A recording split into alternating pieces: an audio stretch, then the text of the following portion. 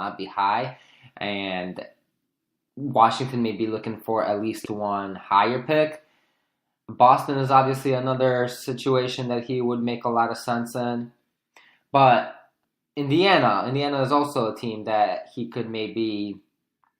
would be very wise to not I shouldn't say very wise to consider, but very wise for Indiana to consider trading for him. I think they're a team who needs another star, and that would really push them over the top and probably put them in consideration for, really for competing for an Eastern Conference championship. Yeah, I mean, I don't think Indiana has the assets to make a deal like that happen. I think, Denver also, if you do have to make that deal, I think Jamal Murray just kind of has to be involved. And I don't know how, I mean, obviously I do believe Bradley Beal is a better player than Jamal Murray. So I would say if you're Denver, you go along with that deal. But other than that, I mean, Gary Harris isn't the same Gary Harris he was last year because of the injury. And like he's mentioned, you have a Michael Porter, but you don't know what's going to happen. So he's not that great of an asset right now. I agree that, we've talked about the Boston deal before. We've talked about a Toronto deal. I think the Toronto deal only really works if Kawhi Leonard stays. Other than that, it's hard for me to think of what are the other teams that have enough assets to be able to pull off a deal for Bradley Beal because of his talent. Yeah. I mean, Philadelphia would be just an amazing fit over there. But yeah, I don't think they have the, especially, well, not I don't think that, I know they don't have the assets anymore to go after a player like this unless Zaire Smith comes back and really starts dominating. And at that point, it wouldn't make any sense to trade him then. So yeah, looking for other fits, I mean, Utah, the Clippers, these are just some team naming off the top of our heads here.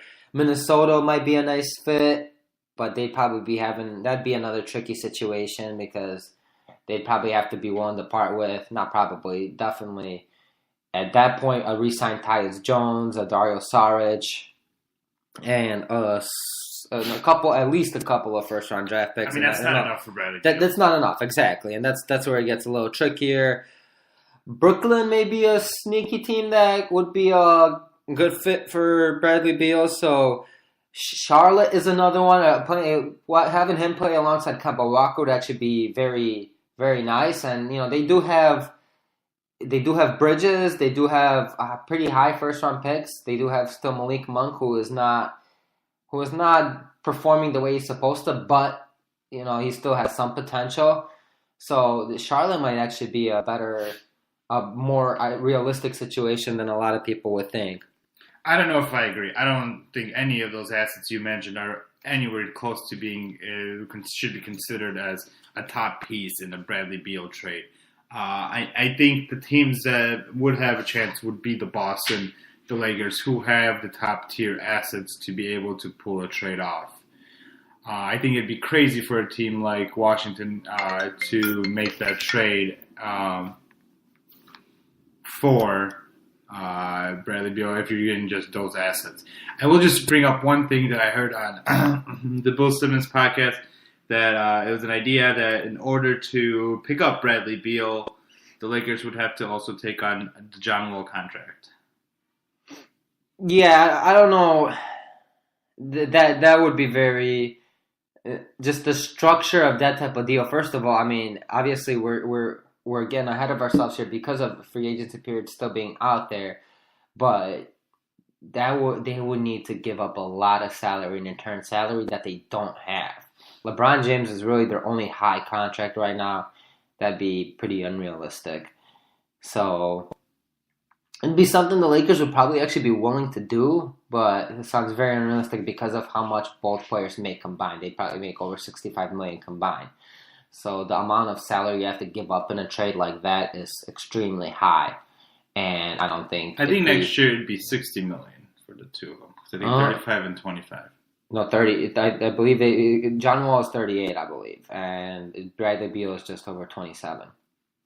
I may be wrong, but I'm almost positive that's it.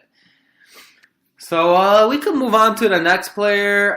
Next player we could discuss is I think Draymond Green is an interesting situation, and I think he's probably the hardest player in the league to gauge in terms of his trade value.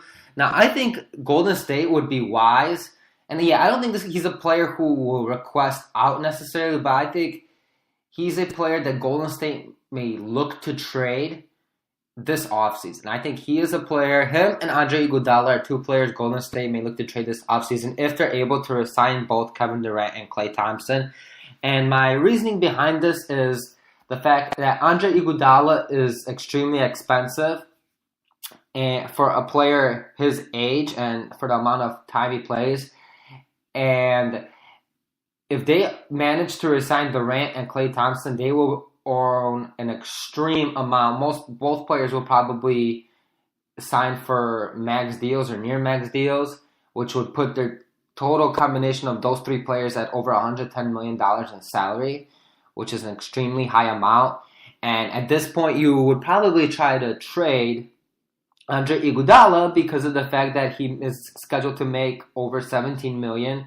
And for a player that contributes only 20 minutes, even though those 20 minutes are real good contributions, they have to find a way to lower their luxury tax bill, and Andre Iguodala would probably be the odd man out. And Draymond Green, we know he's going to request a solid contract by the time he's a free agent in 2020, and looking to trade him in 2019, during the offseason this year, would make the most logical sense because it would allow them to get something in return that they could really let that player develop within their system during the regular season, and similarly let Draymond Green, wherever he goes, let Draymond Green get acclimated with the players that he would be playing on those teams, or just really get acclimated to the system, whatever system he would be a part of.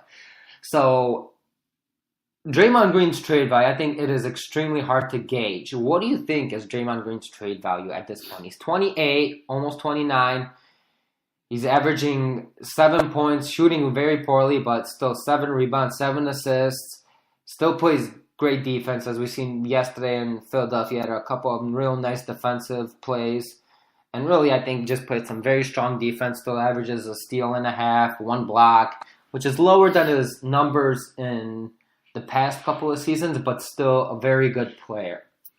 I mean, I think his trade value is much lower than it might have been 2 years ago. I think a few things has happened. First of all, we have learned that one season when he shot 36 or 37% from three-point line was the only season he's done that. So that was the anomaly.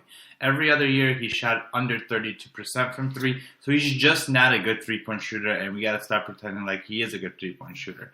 Well, I don't think anyone ever thought that. I mean, his efficiency was maybe solid, but his volume was not. Well, there was at 1 year that they won all those games, he did shoot like a 37%, I believe. I think the other concern, a few concerns with him is that his game has been regressing every year. So, I mean, he's only 28, but your question is, where is he going to be when he's 30, 31, right? The other thing is that there's also the concern that he might just be a system guy. Like, how does he look on another team? Now, obviously, the defense is. I would argue saying that the defense is not a system thing, but still, my question is, how does he look on another team? What can he do on the other team? So I don't know how high I would rate his value right now. I'm not sure what a team would be willing to give. I think that the team that would be willing to give the most would be a team that wants to contend in the next 2 or 3 years, maybe for a championship. And I don't know if it's a smart move for the Golden State Warriors to make a trade like that. I think it is, just for the reason that you mentioned. He's regressing, and he's still going to command a high contract by 2020, and realistically, you're not going to keep him. I'm not saying I don't want to trade him. I'm saying I don't know if I'm Golden State, I want to trade him to a contender, like a championship contender. Well, is it worth it to trade him to a Toronto Raptors? Well, I don't think of Toronto, but the few teams I had in mind, for example, would be Utah and the Timberwolves. Getting a trade for Robert Covington trading him for Covington in Minnesota, maybe adding. I mean, you'd have to add in another player to make salaries work if you're Minnesota. Potentially some picks, second round, first round pick. again, and this is where it gets tricky because what is this trade value? I think at this point, I think a straight up swap of Covington for Green is where his value lies because of the fact that Covington's contract is much cheaper than Green's, and he signed long term. He's younger. He stretches the floor much better. He plays real good defense. So I think that's where his trade value lies. Others may argue that his trade value is much higher than that. Some, I don't believe many would argue that it's lower than that. But yeah, that's theoretically where I think he would fit very well is Minnesota. And especially knowing the fact that they have someone that they could offer to Golden State in return. Utah could be... That's where, again, Jay Crowder's there, Joe Ingles is there. Would they be willing to trade those guys? Potentially a combination of Ingles and Jay Crowder for a Draymond Green. Would the Warriors be willing to take that on? Would that be something they'd be comfortable taking on? It should be. Both players, again, Jay Crowder is only signed for one more year beyond this season, but at a cheap contract. Joe Ingles, I believe, 2 more seasons. I think those would be a couple of good deals that would make sense for Golden State to consider, even though they're not getting in return the talent that they may necessarily desire. They have to be looking a little more into the future. Yeah, I think I'll mention 2 more teams that I think might make a little bit more sense. I think the Sacramento Kings, who I think are going to be vying for a playoff spot next year, and if they're a pretty damn good team. I mean, they're still technically competing for one right now. Marvin Bagley's he was finally playing better. Now he got injured for about 2 more weeks, which kind of hurts the Kings and their chances. But overall, I think they, adding a veteran like a Draymond Green might overall help the team. And the other team I think that could be considered here would be the Spurs, just because next year it's probably going to be Greg Popovich's last year, so you might see him wanting to add a Draymond Green type of player to help his last year become a little bit more successful.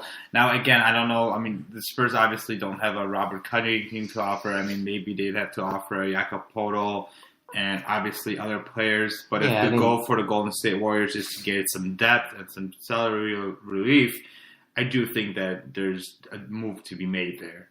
Yeah, both teams would actually be solid fits. I mean, the Spurs have Bertans, they have Forbes. These are guys who shoot threes. These are good system players. Yeah, I mean, they have Derek White. They could offer. Yeah, I personally wouldn't want to get rid of a Derek White, but there's offers to be made there, and the Spurs also have those 2 picks this year. So, yeah.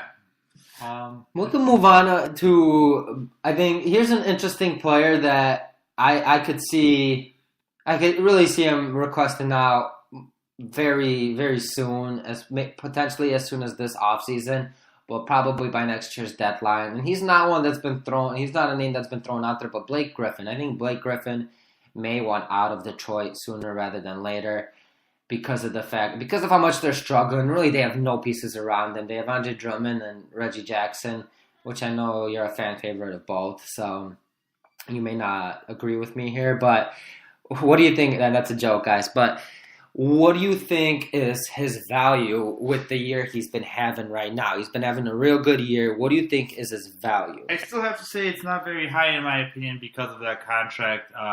He's always been an injury-prone player. I don't trust the contract that he has. And if I'm an NBA GM, I don't know who or what I'm willing to give up to take on Blake Griffin at this time. Now, he is having a really good year. I've never questioned how good of a player he is.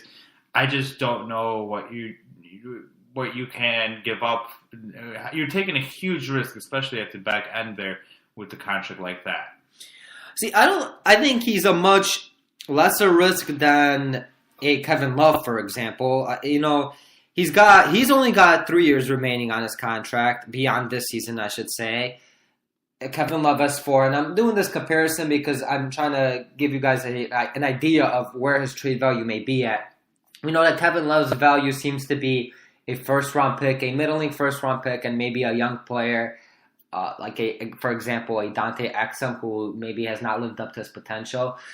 But going back to Blake Griffin, I think, he's got 3 years remaining on his contract. He's 30, so I know he's probably around the same, he's around the same age as Kevin Love.